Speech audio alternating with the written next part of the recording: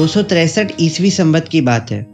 मगध सम्राट अशोक और महारानी पद्मावती को पुत्र हुआ। जन्म से ही राजकुमार की आंखें इतनी सुंदर थी कि लोगों को सम्मोहित कर लेती थी।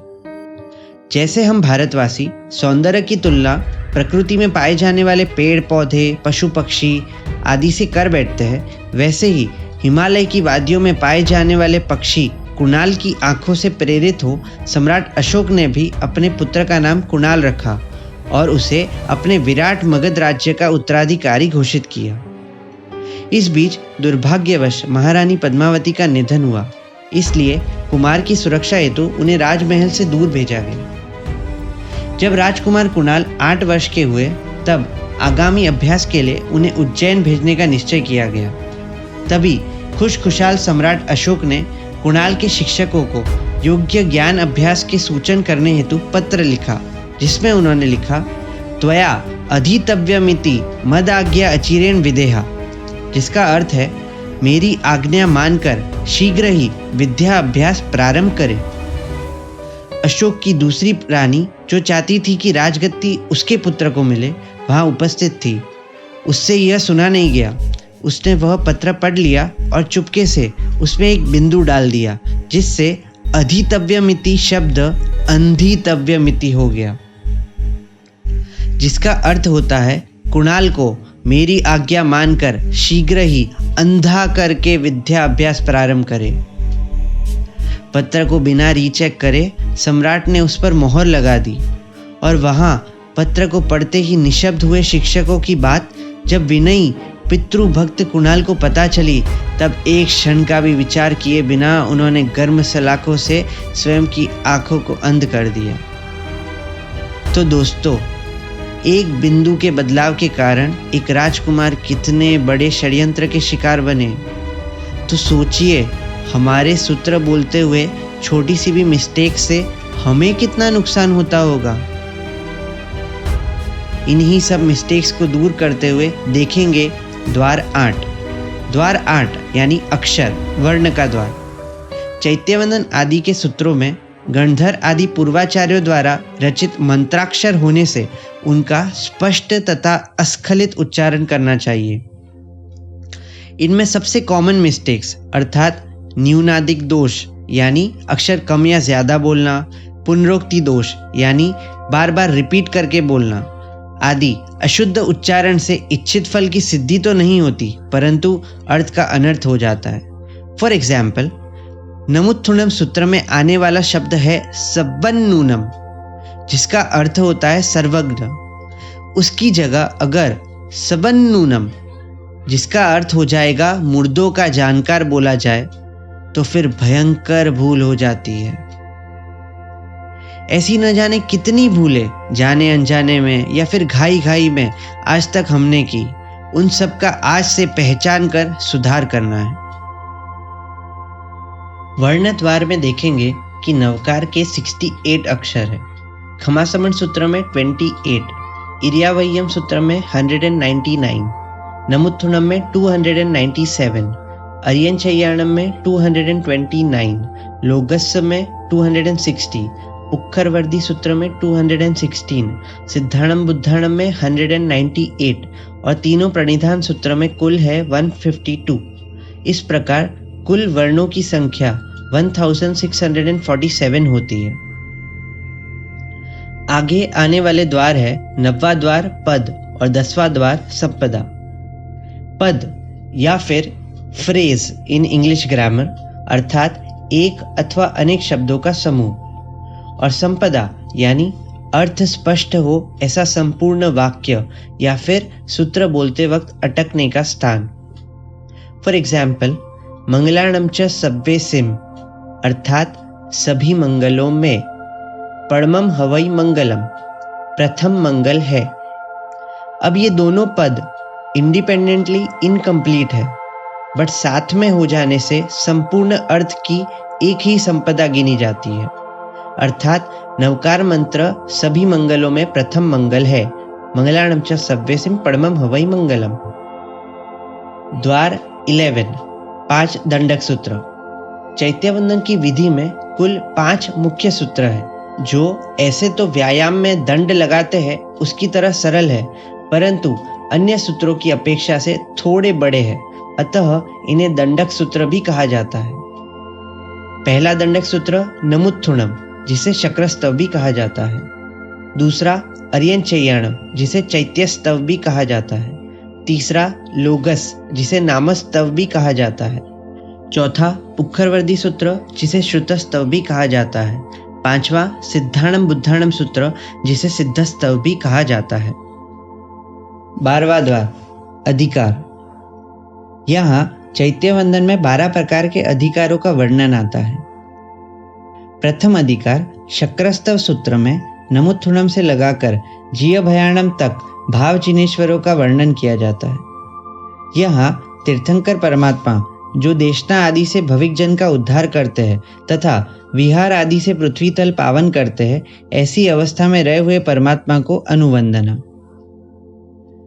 दूसरा अधिकार शक्रस्तव सूत्र में जे अ या सिद्धा से लगाकर सव्ये तिविहेण वंदामी में द्रव्य जिनको वंदना, यानी भूतकाल में अनंता जिनेश्वर अवतरित हो चुके हैं तथा भविष्य में अनंत होने वाले हैं, उनके अलावा वर्तमान काल में छद्मस्त अवस्था में विचर रहे हैं, जिन्हें अभी तक केवल ज्ञान की प्राप्ति हुई नहीं है परंतु निकट भविष्य में अवश्य होनी है, ऐसे द्रव्य जिनको वंदना।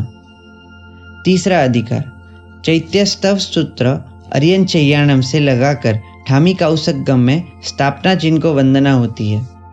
जिन जिनालयों में चैत्य वंदन करना हो, उन जिनालयों में रहे हुए सर्व स्थापना चिन्ह अर्थात सर्व प्रतिमाओं को वंदन किया जाता है। चौथा अधिकार नामस्तव सूत्र लोगस्य से लेकर सिद्धा सिद्धिम मम दिसंतु से नाम जिनकी वंदना होती है। वर्तमान अवसर पीनी में अवतरित 24 जिनेश्वरों की नाम पूर्वक स्तवना करी है। पांचवा अधिकार नामस्तव सूत्र में सव्वलोए से लगाकर ठामी कौसगम तक तीनों भुवन में स्थापना जिनकी वंदना होती है। ऊर्ध्वलोक और अधोलोक तथा तिरछालोक, इन 3 लोकों में शाश्वत और अशाश्वत क्षेत्रों में अर्यन सिद्ध भगवंतों की प्रतिमा रूप स्थापना चिनेश्वरों को वंदना। छठा अधिकार श्रुतस्तव सूत्र में पुक्खरवर्दी से लगाकर नमम सामी तक 20 विहरबान जिन के स्वरूप को वंदना की जाती है। अड़ी द्वीप में 5 भरत क्षेत्र, 5 ऐरावत क्षेत्र तथा 5 महाविदय क्षेत्र, ऐसी कुल 15 कर्म भूमियों में स्थित उत्कृष्ट से 170 तथा जगन्य से 20 तीर्थंकर विचरते हैं, उनको कोटि कोटि वंदना। 7वां अधिकार श्रुतस्तव सूत्र में तमतिमिर से लेकर ठामी कौसगम तक में श्रुत ज्ञान को वंदन किया जाता है। अंग प्रविष्ट यानी अंग के अंतर्गत तथा अनंग प्रविष्ट यानी अंग के अलावा जितना भी श्रुत ज्ञान है उसको वंदना। 8वां अधिकार सिद्धस्तव सूत्र में सिद्धाणम बुद्धाणम से लेकर सव्व सिद्धाणम में सर्व सिद्ध भगवंतों को वंदना की जाती है। जिन्होंने सर्व कर्मों का नाश किया है, ऐसे सिद्ध परमात्मा का नाम स्थापनादि द्वारा सर्व सिद्ध भगवंतों को वंदना। 9वां अधिकार सिद्धस्तव सूत्र में जो देवाणवी से लेकर नरम्बा नारिम्बा में श्री महावीर स्वामी भगवान को वंदन किया जाता है। वर्तमान शासनपति तथा आसन्न उपकारी अंतिम तीर्थंकर श्री महावीर प्रभु को वंदना। 10वां अधिकार सिद्धस्तव सूत्र में उज्जित सेल से लेकर नमम सामी तक में श्री नेमिनाथ भगवान को वंदना की जाती है। गिरनार तीर्थ पर जिनकी दीक्षा केवल तथा निर्वाण कल्याणक हुए हैं, ऐसे श्री नेमिनाथ प्रभु को वंदना। 11वें अधिकार में सिद्धस्तव सूत्र में चत्तारी अट्ठ से लेकर मम दिसंतु में श्री अष्टापद आदि तीर्थों को वंदना की जाती है। अष्टापद पर्वत पर भरत महाराजा द्वारा निर्मित वर्तमान 24 तीर्थंकर भगवंतों की प्रतिमाओं को वंदन कर तथा उपलक्षण से शत्रुंजय समेत शिखर नंदीश्वर आदि तीर्थों तथा उन पर स्थित जिन प्रतिमा को वंदना। 12वां अधिकार सिद्धस्तव में प्यावच्चगराणम से ठामिकाउसगम तक शासन देव के स्मरण अर्थे की जाती है। इसमें सम्यक दृष्टि देवों को वंदन नहीं अपितु स्मरण करने हेतु तथा व्यावच्च करने का स्मरण कराने हेतु कायोत्सर्ग किया जाता है। 13वां द्वार वंदनीय। चैत्य वंदन में जिनेश्वर, मुनि भगवान, श्रुत ज्ञान तथा सिद्ध परमात्मा को वंदन किया जाता है। चैत्य वंदन में मुख्यतः से अर्यन प्रतिमा की वंदना होती है, परंतु प्रसंगोचित श्रुतस्तव बोलते हुए श्रुत ज्ञान की, सिद्धस्तव बोलते हुए सिद्ध परमात्मा की तथा जावंत केवी साहू सूत्र बोलते हुए मुनि भगवंतों को भी वंदन होता है। 14वां द्वार स्मरणीय। शासन के रक्षण करने में तत्पर, धर्म करने में सहायक, संग में शांति के इच्छुक ऐसे सम्यक दृष्टि अधिष्ठायक देव स्मरण करने योग्य है, परंतु चौथे गुण स्थानक पर आरूढ़ देशवीर्थी तथा सर्ववीर्थी अंगीकार किए हुए व्यक्तियों द्वारा उनको वंदन करना उचित नहीं है। शासन प्रेमी देवता शासन पर आने वाले उपद्रवों को दूर करते आए हैं और आगे भी करते रहेंगे, इसलिए चैत्य वंदन आदि में इष्ट सिद्धि में आगामी विघ्नों के निवारण हेतु उनका स्मरण करना चाहिए। ऐसा कोई कार्य ना भी हो तो भी प्रतिक्रमण आदि में प्रतिदिन उनके स्मरण में कौसग करना कदापि निरर्थक नहीं है, अपितु मंत्राक्षर के कारण विघ्नोपशामी तथा पुण्य उपार्जक ही है। 15वां द्वार 4 प्रकार के जिन। नाम जिन, स्थापना जिन, द्रव्य जिन, भाव जिन। नाम जिन यानी जिनेश्वरों का नाम, स्थापना जिन जिनेश्वर भगवंत की प्रतिमा, पगले वगैरह। द्रव्य जिन जिनेश्वर परमात्मा का जीव, उनके केवल ज्ञान के पहले तथा निर्वाण पश्चात की अवस्था। भाव जिन वास्तविक तीर्थंकर अवस्था, केवल ज्ञान से निर्वाण के बीच की अवस्था। 16वां द्वार 4 चूलिका या फिर 4 थोए। पहली अर्यन चैयाणम के एक नवकार कायोत्सर्ग के अंत में थोए है, वह मोस्टली एक जिनेश्वर की होती है। सव्वलोय अर्यन चैयाणम में सर्व जिनेश्वर भगवान की स्तुति हेतु, वह दूसरी थोए। तीसरी थोए श्रुतस्तव के बाद कौसग में श्रुत ज्ञान की स्तुति हेतु। चौथी थोए व्यावच्च गराणम के कौसग पश्चात सम्यक दृष्टि शासन देवता के स्मरणार्थ। इन 4 स्तुतियों में से पहली 3 वंदना स्तुति है, जबकि चौथी अनुशासन स्तुति भी कहलाती है। 17वां द्वार चैत्य वंदन करने के 8 निमित्त। पहला पाप त्याग इर्यावयम से कायोत्सर्ग तक। दूसरा वंदन प्राप्ति। तीसरा पूजन प्राप्ति। चौथा सत्कार प्राप्ति। 5वां सम्मान प्राप्ति। 6ठा सम्यक्त्व प्राप्ति। 7वां निरुपसर्गता यानी मोक्ष के प्राप्ति के लिए। 18वां हेतु द्वार कायोत्सर्ग करने के 12 हेतु। पहला पाप से शुद्धि करने हेतु। दूसरा प्रायश्चित हेतु। तीसरा विशुद्धि हेतु। चौथा शल्य रहित बनने हेतु। 5वां श्रद्धा हेतु। 6ठा बुद्धि हेतु। 7वां धीरज हेतु। 8वां धारणा हेतु। 9वां अनुप्रेक्षा चिंतन हेतु। 10वां व्यावच्ची सम्यक दृष्टि देवताओं के स्मरण हेतु। 11वां रोग उपद्रव को शांत करने वाले सम्यक दृष्टि देवताओं के स्मरण हेतु। और 12वां सम्यक दृष्टि जीवों को समाधि देने वाले सम्यक दृष्टि देवताओं के स्मरण हेतु। 19वां द्वार आगार कायोत्सर्ग अर्थात काया का त्याग करने पर कोई क्रिया करनी नहीं होती। इसके बावजूद यदि कुदरती क्रियाओं की छूट न रखी जाए तो कायोत्सर्ग भंग हो सकता है। अतः कृपालु शास्त्रकार भगवंतों ने 16 आगार सूत्र में बताए हैं। पहला ऊंचा श्वास ग्रहण करना। दूसरा नीचा श्वास छोड़ना। तीसरा खांसी करना। चौथा छींक आना, पांचवा उबासी आना, छठा डकार आना, सातवां अपान वायु होना, आठवां चक्कर आना, नौवां पित्त मूर्छा आना, 10वां सूक्ष्म अंग संचार यानी रोमांच या उत्कंप होना, 11वां सूक्ष्म खेल संचार यानी शरीर के अंदर थूक कफ आदि का संचार, 12वां सूक्ष्म दृष्टि संचार यानी आंखों की पलकों को स्वयं ऊपर नीचे होना,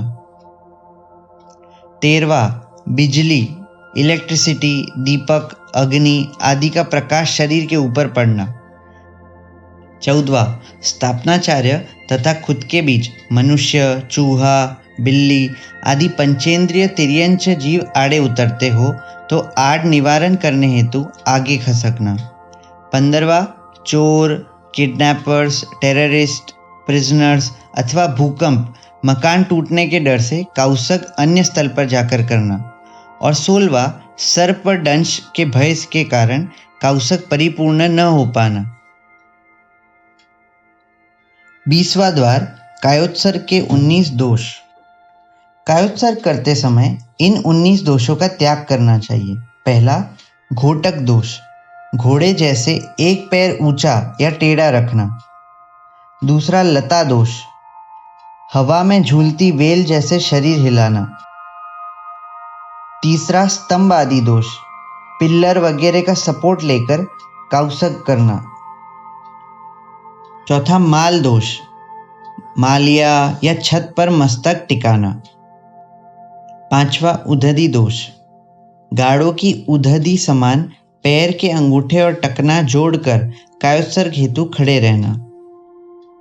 छठा निगड़ दोष, दो पैर पसार कर या दबाकर खड़े रहना। सातवां शबरी दोष, गुप्त अवयवों के आगे हाथ रखकर कायोत्सर्ग करना। आठवां खलीन दोष, ओघे चरवले की डंडी पीछे तथा दसी आगे पकड़कर काउसक करना। 9वां वधु दोष, बहू की समान मस्तक झुककर कायोत्सर्ग करना।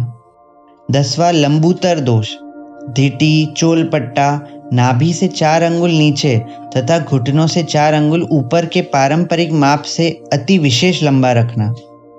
11वां स्तन दोष, डांस मच्छर आदि के भय के से कायोत्सर्ग समय छाती को कपड़ों से ढकना। 12वां संयति दोष, साध्वी जी के जैसे सर्व शरीर को ढकना। 13वां भ्रामित अंगुली दोष, नवकार की संख्या अथवा आलावे गिनने हेतु उंगलियां अथवा आंखों की भवें हिलाना। 14वां वायस दोष, कौवे की तरह आंखों की कीकी मटकाना। 15वां कविट्ठ दोष, पहने हुए कपड़े गंदे न करने के भय से संकुचित करके रखना। 16वां शिरकंप दोष, शरीर को भूत के प्रवेश जैसे घुमाना। 17वां मुक दोष, गूंगा मुक के समान कायोत्सर्ग में हूं हूं करना। 18वां प्रेक्षा दोष, वानर जैसे इधर उधर देखते हुए होठ हिलाना।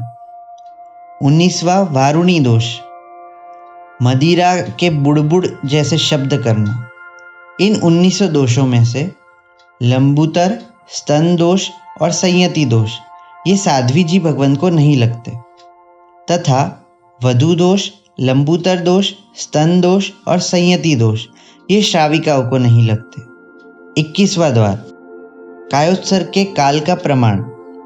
चैत्य वंदन में इरियावैया सूत्र का काउत्सर्ग में 1 लोगस चन्नेसु निम्मलाया तक होना चाहिए, जिसमें 25 श्वासोश्वास का समय गिना जाता है।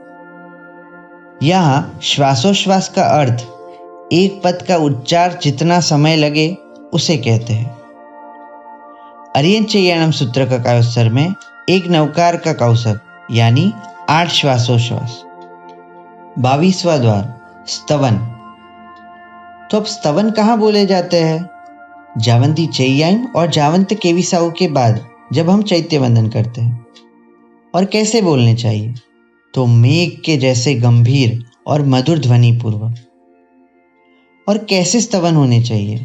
महान अर्थ वाले, भक्ति, ज्ञान, वैराग्य उत्पन्न करने वाले, कम शब्दों में अधिक अर्थयुक्त, अलग अलग आचार्यों मुनिवरों द्वारा रचित ऐसे स्तवन प्रभु के समक्ष गाने चाहिए। 23वां द्वार, 7 चैत्य वंदन। साधु भगवान तथा श्रावक को सामान्य दिनों में 7 बार चैत्य वंदन करना चाहिए। पहला, सुबह राई प्रतिक्रमण में विशाल लोचन। दूसरा, देरासर में दर्शन करते वक्त। तीसरा, गोचरी पूर्व पचकान पारते समय। चौथा, देवसीय प्रतिक्रमण में 4 थोए पूर्व किए जाने वाला चैत्य वंदन। 5वां, देवसी प्रतिक्रमण में नमोस्तु वर्धमानाय सूत्र। 6ठा, संथारा पूर्व चौक कसाय में। और 7वां, प्रातः उठकर कुसुमिन दुसुमिन कौसक के बाद जग चिंतामणि। 8म, 14 आदि पर्व तिथि पर इससे भी अधिक करना चाहिए। 24वां द्वार, 10 आशातना। आ यानी आय या फिर लाभ और शातना यानी खंडना, जिसमें ज्ञान आदि के लाभ का खंडन होता हो ऐसे अविनय आचरण अर्थात आशातना। जगन्य से आशातनाएं 10 होती है।